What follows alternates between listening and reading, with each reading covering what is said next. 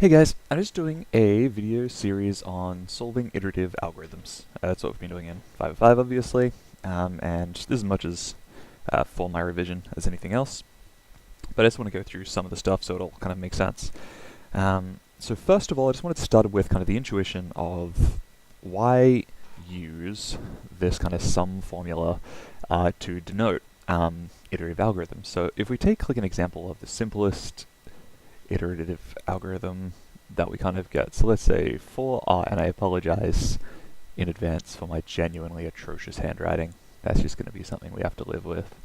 It's even worse on this tablet thing. So for I equals 1 to n, do, and then we can just say x plus plus, or x, equals x plus 1 or something similar. This is kind of like the absolute simplest version of an algorithm that we'll ever see. It's simpler than all the examples in class and stuff like that. So kind of wanted to go through the fundamentals of why that turns into this notation. And so the classic example of that will have I equals 1 to n of 1.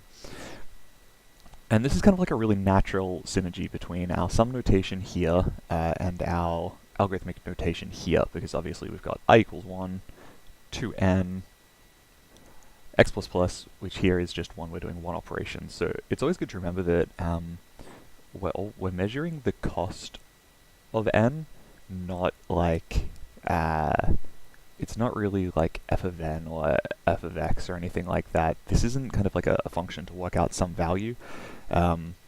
This is trying to work out the efficiency of this algorithm. So even though this is x plus plus, if this was x equals x times x, so we're squaring x every time, this would still be plus 1 every time, because when we're counting the efficiency, or the cost, we're still just doing one operation every time to x.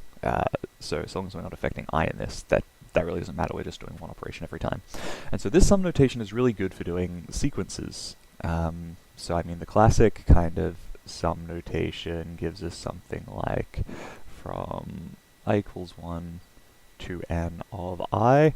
And so for, as an example, if we had I equals 3, this kind of gives us 1 for the first iteration, plus 2 for the second iteration, plus 3 for the third iteration. And so for this, for I equals 3, we kind of get just 1 plus 1 plus 1, which is super useful, this one, because we are just tallying up the number of things that happens. And it gets even more useful when we get into kind of nested loops and stuff like that. So I hope just as a brief overview that kind of gives an example of why we use this sum formula to denote these algorithms, and it should become apparent in kind of the next video and the subsequent videos as to just how useful it is going from a direct translation from here to here, because we then have a bunch of neat formulas to do with sum notation that lets us manipulate these in fun ways.